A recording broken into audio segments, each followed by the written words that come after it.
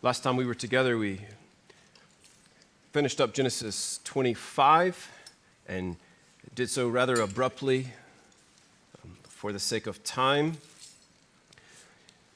And so as we look at Genesis 26 this morning, I want to back up and look again, not so briefly actually, at the end of chapter 25 and use it as a launching point into chapter 26.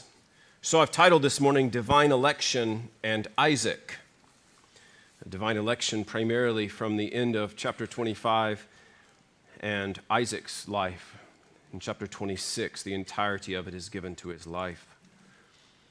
But before we get to that full chapter on Isaac's life, his two sons were born. The twins Jacob and Esau were born back at the end of chapter 25. And I want to read the end of chapter 25. If you remember last time, we titled that section, The Battle for the Birthright. And then as we move into chapter 26, we'll see the faithful and the faithless. That is referring to the pattern of Abraham that he set as a father for Isaac, sometimes faithful, sometimes faithless. Verses 18 through 25 of chapter 26, water wars. And 26 through 33, let's make a deal. We'll close out looking at 34 and 35 as well as we conclude the morning together. But I don't have a unique title for it. Conclusion. How's that? That's the last point. Let's read together chapter 25, beginning in verse 27. When the boys grew up, Esau became a skillful hunter, a man of the field, but Jacob was a peaceful man, living in tents. Now Isaac loved Esau because he had a taste for game, but Rebekah loved Jacob. When Jacob had cooked stew, Esau came in from the field, and he was famished.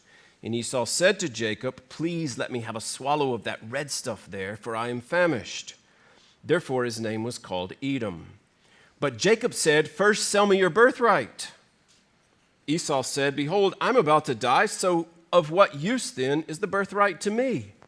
And Jacob said, "First swear to me." So he swore to him and sold his birthright to Jacob. Then Jacob gave Esau bread and lentil stew, and he ate and drank and rose and went on his way. Thus Esau despised his birthright. That right of the firstborn son in every family to receive a double portion of the inheritance. Esau here, for the sake of a bowl of the red stuff, just flippantly gives it away. It's not just a portion of the physical inheritance that was on the table, but as well as the divine promises. Therefore, the firstborn. That covenant, the glorious covenant that was made with Abraham, that's reiterated here in 26 that we read earlier, it's reiterated to Isaac. Those are for the firstborn son, according to all things Jewish, particularly at this time in history. Yet Esau despised these blessings, his birthright, the promises, the inheritance. Now, these twins couldn't be more opposite. Esau is a man of the woods. He's an outdoorsman, a hunter. Jacob is far more domesticated. He hung around the house, around the tent. Esau, not just a man of the woods, but he was impulsive in his actions. He was driven by his passions and was crass and lustful for the things of this world. Jacob, we might like to say, was a nice little boy that hung around and obeyed, but that's not really the case at all. Maybe he hung around, but he was devious. He was a schemer, and he took advantage of where his brother was lacking. He took advantage of the impulsivity of Esau.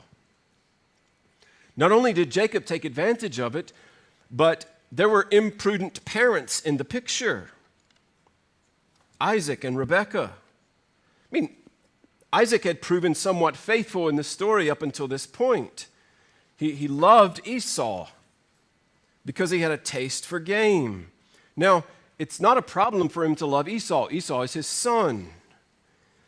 But when there's a reason, a condition connected there, he loved Esau because of what Esau could provide for him. Because he had a taste for game is the way that the scriptures plainly say it, which reveals in Isaac, a glaring favoritism problem. So he didn't just love Esau, but he was not expressing love to Jacob in the same way. It's not difficult for us to get that from the text. Isaac's craving for wild game, his love of food, resulted in him overlooking Esau's dire spiritual condition. He wasn't as concerned about Esau as he should have been because he liked what Esau provided him. Now, the scriptures tell us here that Rebekah loved Jacob. And you can feel them being pitted against each other. Not just Isaac and Rebekah showing their imprudence in the situation of favoritism, but that creates animosity within the children, within the twins as well. Rebekah's not immune to this detrimental issue. Now, sure, it doesn't tell us the reason that she loved Jacob, but we can feel the contrast. There is a reason, quite possibly the pathway to the promise, because Jacob was the hope, which isn't necessarily bad. The favoritism is what's bad. Loving him, giving him attention because of what he could provide, because of what she could get out of it. We are so prone to having relationships, not just close within our families like we see exposed here, but even with others, based on what we can get from them, which is wickedness. The favoritism is based on what the twins could do for their parents. Selfishness was driving the parents' love and affection, and it leads to favoritism in the home. We're commanded in the book of James to not show partiality, particularly in the household of God. They're showing partiality in the home. And as I mentioned, it is imprudent to show partiality as parents. And this lack of wisdom, again, to reiterate, that is exercised by Isaac and Rebekah here in this specific situation, was serving to fuel the animosity that existed between Jacob and Esau. They're already opposites, and this just fuels it. If there's no commonality with regard to the family name and the things that the family is committed to. Sell me your birthright, Jacob says when Esau asks for something to eat. I'm about to die. I'm so hungry I could die, we could hear Esau saying. What use of the birthright is to me? I don't want it. It's useless to me. He's not worried about the next world. He was convinced he was going to die now. He couldn't take advantage of the stuff. The inheritance was of no good to him. He was going to die before his parents did. Acquiring stuff in the immediate is what was driving Esau. Things are more important to him than the promises of God. Again, a helpful warning for us. What drives us? What drives our choices and our decisions? Is it the here and the now and what we can accumulate? Or is it for the sake of the advance of the kingdom? And are we storing up treasures in heaven? Esau despised his birthright. Now, the manipulative deception of Jacob is not highlighted here. I mean, it's evident as we read through, we see him taking advantage of his brother. But both of these boys, young men now, have problematic issues arising to the surface. Despising the promises of God, despising the covenant of God, despising the physical blessings, despising the spiritual blessings, choosing the immediate over the eternal. This is where Esau found himself, saying, in essence, it is worthless. I mean, imagine this. The promises of God, worthless. They're nothing to me. He tramples the blessings of God for immediate worldly pleasures. Look at verse 34. The writer makes it clear with these action words. He ate, he drank, he rose, he went on his way, he despised. In a moment, and listen, I realized that I gave some attention to this reality last time that we were together in Genesis 25, but it's worth reconsidering. Reconsidering what Esau lost in a single moment. Because we live in a world where this danger is more at our fingertips than it was that of Esau. So many people, some of us, have shipwrecked careers and reputation and lives in pursuit of a moment's satisfaction. Esau ate, drank, rose, went, despised, and without question became the symbol of apostasy for all time until today.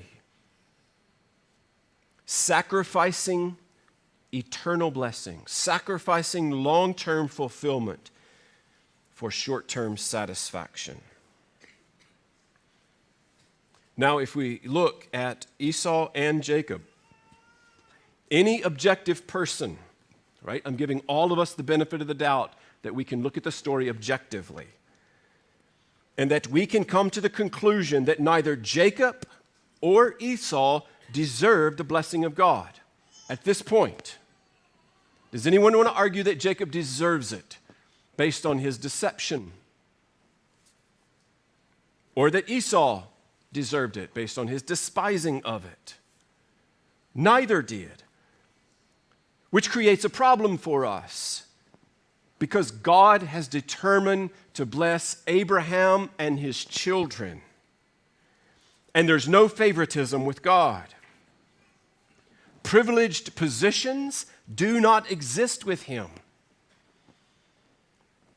which means that there's only one hope: grace. All grace.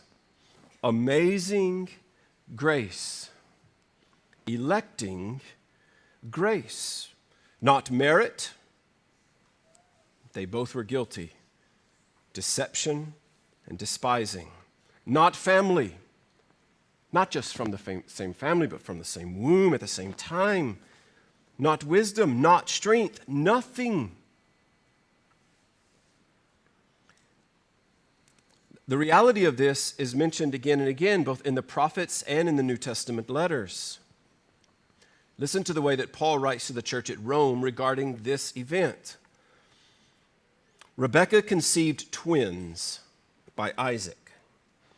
For though the twins were not yet born and had not done anything, good or bad, so that God's purpose according to his choice would stand, not because of works, but because of him who calls, it was said to her, and this was just previously in Genesis 25, the older will serve the younger. Just as it is written, Jacob I loved, but Esau I hated.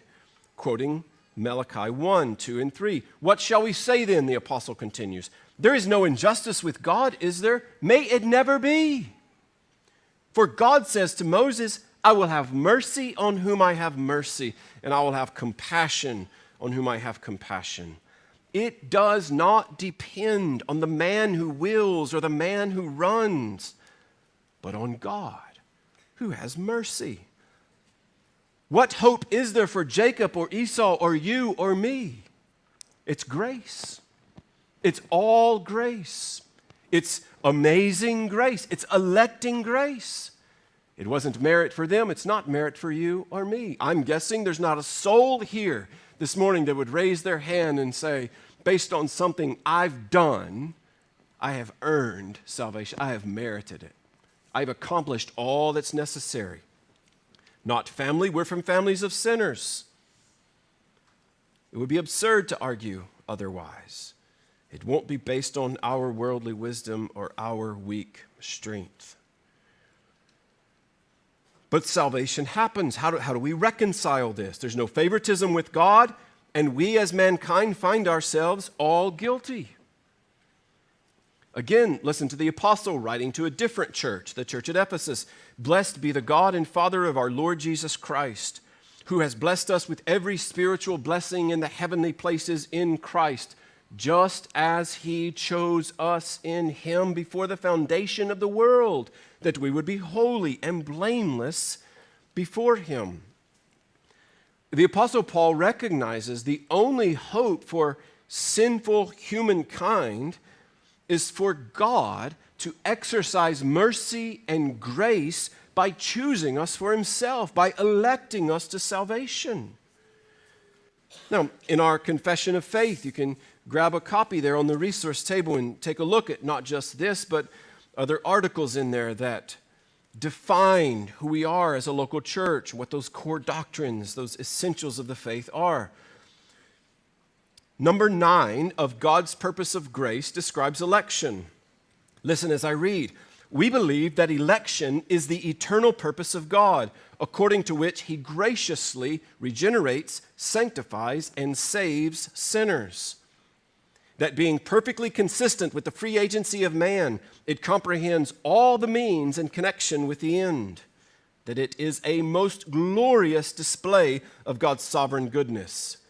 Being infinitely free, wise, holy, and unchangeable, that it utterly excludes boasting and promotes humility, love, prayer, praise, trust in God, and active imitation of his free mercy. That it encourages the use of means in the highest degree, that it may be ascertained by its effects in all who truly believe the gospel, that it is the foundation of Christian assurance, and that to ascertain it with regard to ourselves demands and deserves the utmost diligence. He chose us in him before the foundation of the world. Listen, this is Paul writing to believers at Ephesus, to Ephesians. They were marked by idolatry and carnality. They were, as stated in chapter 2 of that letter, dead in trespasses and sin. And they sufficiently serve as a representative of all people, anywhere, for all time. They represent us. We are a people who are marked by trespasses and sin and wickedness and can do no spiritual good outside of Christ. We are marked by idolatrous carnality. And it's to people like that the apostle realizes the way that God has sovereignly and graciously worked. And this is the way he describes it. God chose his children in his Son. And he did so. Note the timing. He did so before the foundation of the world. Before time was, which almost is a contradiction of a statement. But salvation, even salvation as you and I know it and have experienced it, was not God's backup plan.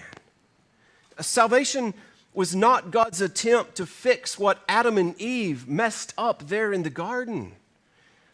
Salvation of sinners by Jesus Christ has always been God's plan. He's never had another plan but to save a people for himself for all time. I mean, even if we go to the scriptures and search them through and through for the truth about God's gracious work of saving souls, it doesn't teach us that that work began at Calvary. It doesn't even teach us that it began when Jesus was born at Bethlehem. It doesn't teach us that it began between what we know as the Old and the New Testament. The Bible does not teach that salvation began when the people of Israel failed to keep the law of Moses. And as I mentioned, it doesn't even teach that salvation began after Adam and Eve fell in the garden, resulting in the fall of all mankind, making us guilty of original sin because our parents fell. The scriptures that are from God actually teach us that our salvation, if you're a Christian this morning, your salvation began before the foundation of the world. Salvation began in eternity past, and it began with divine election, with God determining by his matchless grace and his wonderful mercy to bestow love, endless love, on sinners, people who would have never chosen it for themselves. He determined to chase us down, to bring us to himself, to accomplish salvation in our hearts. James Pettigrew Boyce, one of the few Southern Baptists worth quoting, he's long dead now. God of his own purpose has from eternity determined to save a definite number of mankind, not for or because of any merit or work of theirs, nor of any value to him of them, but of his own good pleasure. Boyce succinctly describes what's happening, noting for us, God is the one acting. The choice that is being made is his choice initially. The choice is without respect to those being chosen. If there's any respect to those being chosen, we have to go back and argue somehow that Jacob is better than Esau. Or you have to argue that you are somehow better than someone else. I know my life pretty well, and I would rather leave it in the hands of a sovereign, merciful God than anything I've done or am capable of doing. It is completely according to his good pleasure, not our good deeds. It's according to his divine and eternal purpose. And it is an election to salvation, to eternal salvation, not to mere external privileges. I know the ones I have chosen, Jesus, John 13. You did not choose me, but I chose you, Jesus, John 15. Who will bring a charge against God's elect ones? Romans 8, the Apostle Paul. Again, the apostle knowing, brethren beloved by God, his choice of you, Paul writes to the church at Thessalonica. Again, to that church in a different letter, God has chosen you from the beginning for salvation through sanctification by the Spirit and faith in the truth. Now listen, I realize and understand that this concept of divine election is often a hotly debated topic. I understand that attempting to wrap our minds around this results in lots of emotion within. Objections start flying in our own minds and consciences and experiences. But if we're going to come to the Scriptures, we're in Genesis here. It was a long time ago, but we looked a long time in the early chapters of Genesis, and it is abundantly clear there that the nature of sin and the extent of sin within the human heart and throughout humanity demands that divine election happen. Let's think about it this way. If we are sinners, and we are, every single one of us, and if God is holy, and he is, and if salvation is possible, and it is, because many here offer evidence that salvation is possible. We're sinners. God is holy. Salvation is possible. It happens. We must then conclude that salvation lies necessarily in God alone, in his determining choice to save us from ourselves, from sin, and from Satan. Divine election is unquestionably necessary. Salvation is not possible apart from God bestowing his indescribable love and mercy and grace on us as his people. All Christians believe in some kind of election. We can't get around it. I just quoted a mere handful of scriptures that refer to election. So it's not election per se that creates the emotional tension within that we often feel. and the difficulty connecting all the dots in our mind that we experience. We all believe in some kind of election. And here's where it breaks down. That election is either based on conditions that we keep or on God's mercy alone. Again, in the same way that we would be foolish to try to argue Jacob's election based on Jacob's conditions that he kept or his doing the will and work of the Lord would be foolish. Jacob was chosen because of God's mercy. It doesn't depend on the man who runs and wills, but on God who has mercy. That's Romans chapter 9.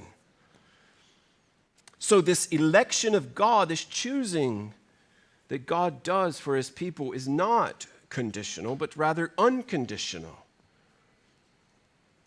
From our standpoint, it doesn't depend on us. We would fail, right? That's what we see in Genesis 1 through 11 with where we are as mankind in our sin. We could never measure up. We are guilty, doomed, and damned. That is, without biblical unconditional election, we are lost. We're hopeless.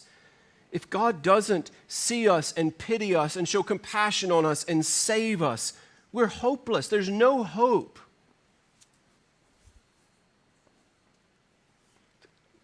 I'm struggling really hard to not give in to a funny political statement. But believe it or not, it is impossible for you to pull yourself up by your spiritual bootstraps. Some of you haven't seen the news this past week, evidently. You can go home and search it. It is impossible because you're sinners, because we're all sinners through and through. This is evidenced in the immediate context, in the immediate history that we see here with Abraham, who was chosen.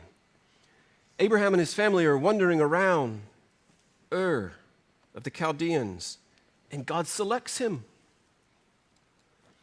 Not because he was going to be a good choice. He proved that he's faithless. Time and again, he's faltering in his faith. It wasn't why he was chosen. He was chosen because it was God who chose him. And then with Isaac, not Ishmael, who was the first one who was born naturally to Abraham, but that wasn't what God had determined would be his plan. It was Isaac who was selected by God. And then Jacob, before they're born, he says to Rebekah, there are two nations in your womb. One people will be stronger than the other. The older will serve the younger. It was Jacob who was chosen, who was elected, not Esau. Which brings us then back to our text as we continue with Isaac. The selection of God has happened. We see it happening. We get to more of it in the next chapter, but now we draw back a bit. It's like the curtain closed on that portion of the story, and now we see Isaac. And the majority of his life is captured here in chapter 26. Initially, what we see, as I mentioned in the title of this section, is like father, like son. He is following his father Abraham in some positive ways, and he is following him in some negative ways. Things are not easy. Now, there was a famine in the land. Adversity was prevalent. There's no way around it. It seemed like on every front, Isaac and Rebekah were facing difficulties. First, he had a barren wife. Now he has barrenness of land. When the famine comes, what do we do? What's the default mode that we go into when famine comes? We go to Egypt. That's what his father did.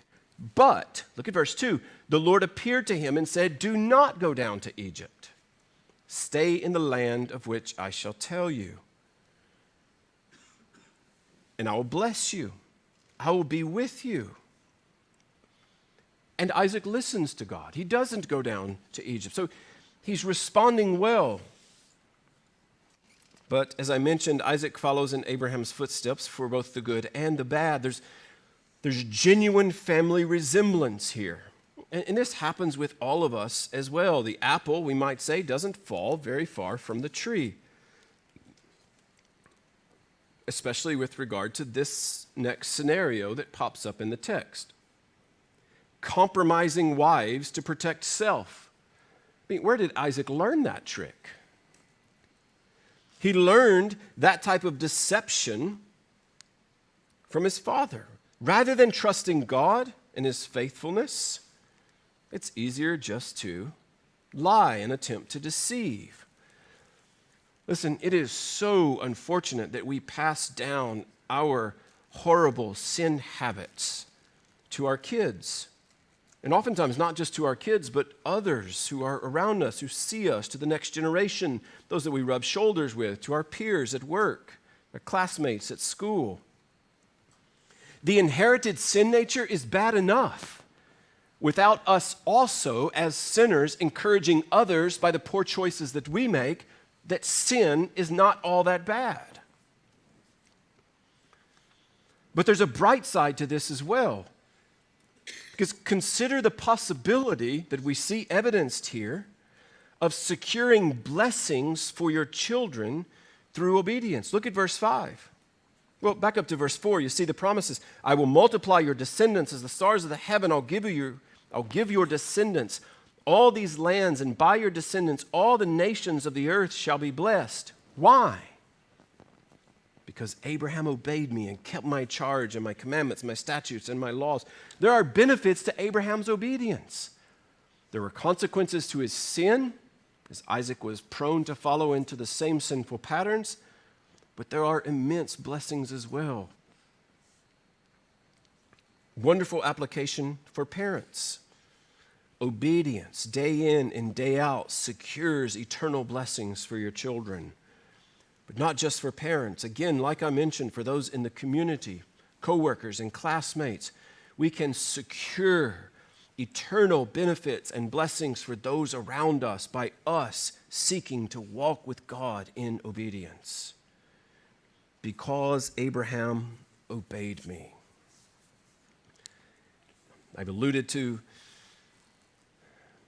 the good and the bad already, and so far in this chapter is so good, but verse 7 shows up when the man asked about his wife. He said, "She is my sister." He dusts off that old trick from his dad and responds by lying. Listen, he was willing to sacrifice his wife's honor for his own safety. Verse 9, because I said I might die on account of her. See the problem with that? I thought I might lose my life. He's only concerned about Isaac. He's not looking out for the good and the benefit of those who are around him. He's self-absorbed.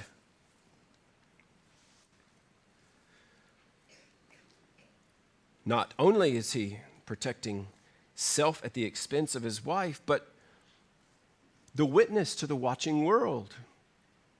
Here's this man of God who's simply lying for self-preservation. Now think of all the things that he's saying. It doesn't matter if his wife sleeps with someone else. It doesn't matter if adultery is committed. It doesn't matter if they sin against her. It doesn't matter if they think that God isn't real and can't protect them. There's a lot more being said by Isaac's foolish choice here to lie than simply, I thought they might kill me. What about your choices, day in and day out, week in and week out, the choices that you make at your place of employment, in the classroom, in the home? Have you considered what your choices say about God to those who live around you and work around you, who leisure in the community with you? Some of the promises that were promised to Abraham and thus to Isaac were laid hold of. Skip down to verse 23. Isaac went up from there to Beersheba. The Lord appeared to him the same night and said, just attempt to wrap your mind around the compassionate mercy of God here. He just lied about being married to Rebekah. He just expressed faithlessness in God to protect them. I am the God of your father Abraham. Do not fear, Isaac. I am with you. I will bless you. I'll multiply your descendants for the sake of my servant Abraham. So he built an altar there, called upon the name of the Lord, pitched his tent, and dug a well. So he's following the good traits of Abraham initially. He's following the bad, sinful patterns of Abraham. Now we see the pendulum swing back again. Some of the promises are being laid hold to. He's continuing in the legacy of his father, building altars and worshiping God, calling on the name of the Lord. Recommitting, if you will, his trust in God's promises, recognizing that he had dropped the ball in a huge way. So on the one hand, he had inherited Abraham's sin, but he was also imitating Abraham's faith. We're so prone to see the inherited sin, whether from Adam or more recently in our family lineage, and feel the burden is too great. There's no hope. I'm all alone in this. No one could ever understand. Which leaves us saying that God is far too small to save a really big sinner like me. But we don't see that happening with Isaac. He comes full circle. He recognizes where he's failed, where he is sinning. But he then comes around and realizes his hope is in the Lord. And he builds an altar. He worships. He imitates his father's faith, not just the inherited sin.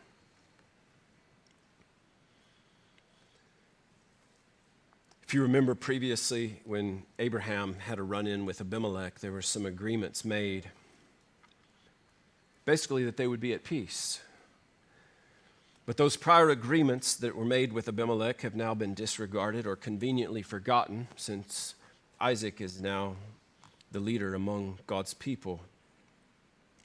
So Isaac and his people find themselves in this situation with a hostile city on the one hand and a waterless country on the other, and so they couldn't live in peace. Isaac didn't go to war over the wells. He kept, if you noticed in the reading, he just kept moving. They would dig another one. It would be overtaken. They would dig another one. He would be considered quite weak in our day of political leaders. But the self-control and restraint that we see in him, his trust in God at that point, is actually a sign of strength. He wasn't trying to force something or make it happen. He was just trusting God, that God would provide. And they kept drilling another well, digging another well, and seeing that God provided again and again. So much so that Abimelech came to him and said, listen, verse 28, we see plainly that the Lord has been with you. Let there now be an oath between us. Let us make a covenant that you will not harm us. We haven't harmed you. We've done nothing but good. We sent you away in peace. You are blessed of the Lord. So the covenant that was established between Abimelech and Abraham, probably a different Abimelech, same family, just like Isaac is the son of Abraham. But they're renewing that covenant, and they cement it together by feasting. Proverbs 16:7 says, when a man's ways are pleasing to the Lord, he makes even his enemies to be at peace with him. It's really remarkable here to see Isaac and the choices that he's making. The Lord was on his side. He easily could have made life miserable for Abimelech. But he was merciful each time and just moved on down the road, down the valley, if you will, and dug another well until they were established. And Abimelech noticed that, which is why he comes and says, we see plainly that the Lord has been with you. Abimelech wasn't fooled. He didn't realize or didn't think that it was somehow Isaac's strength or ingenuity that he kept hitting water and finally finding a place for them to settle. He knew it was because the Lord was with him. And so those who were his enemies, who were causing quarrels, come to him. When a man's ways are pleasing to the Lord, he makes even his enemies to be at peace with him. We see plainly that the Lord has been with you. Christians should be primarily recognized by our love for others, not by our long faces. We should be peacemakers, not grumblers. We should be kind-hearted, not dreadful neighbors. And this serves as a good opportunity for us to consider if this can be said of us, if it's ever been said of us. We see plainly that the Lord has been with you. May God make us the type of people who live so close to him, so committed to his ways, that it's obvious to his enemies, to our enemies, that it will affect them and their spiritual good, that they might, as Peter writes, glorify God in the day of his visitation as a result of the choices that we make day in and day out. And then finally, when Esau was 40 years old, he married Judith, the daughter of Beeri the Hittite, and Basemath, the daughter of Elon the Hittite. And they brought grief to Isaac and Rebekah. They.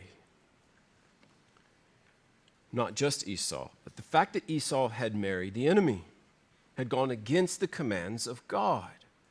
I mean, this is further evidence of Esau's hatred of God. Esau didn't just want a bowl of the red stuff when he was famished because he was not that great of a hunter. But he also wants whatever woman he wants.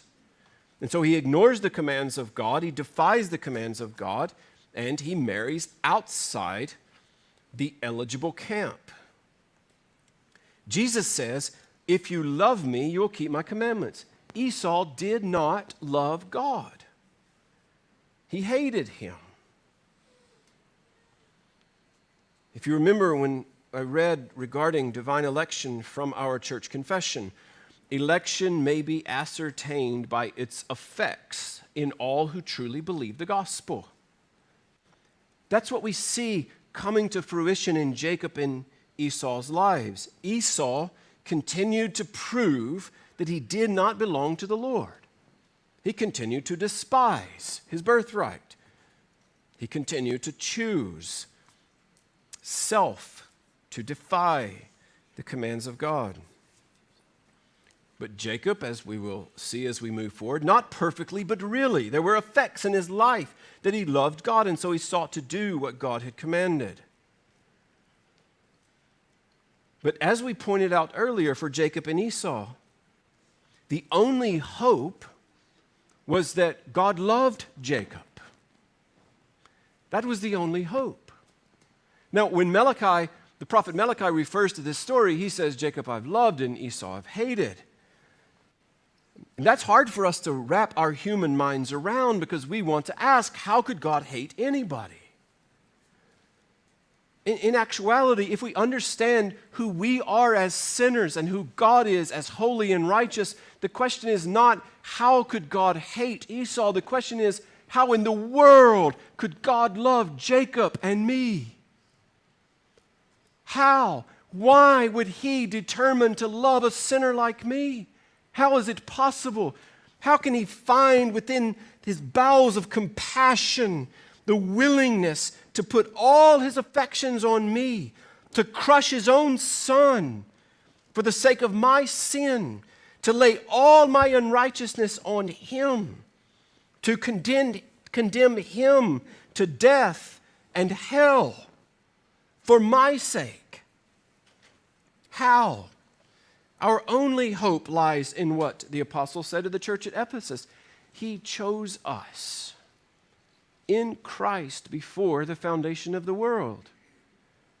Our only hope is described what that apostle wrote to the church at Rome. It does not depend on the man who wills or the man who runs, but on God who has mercy. And the glorious reality for us this morning is he is a God who is full of grace upon grace, a God whose mercy has not run dry. So for you this morning, you could easily hear the emphasis on divine election and the sovereignty of God and these kinds of things and think, if that's the case, there's no hope for me. Actually, it means there's remarkable hope for you because he's a God who shows compassion to sinners. If you're a sinner this morning, you qualify for his love. Come to Christ. Turn from your sin and find hope and forgiveness in him. He's our only hope.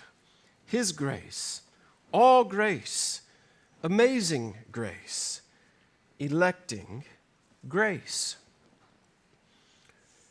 Horatio Bernard understood it quite well.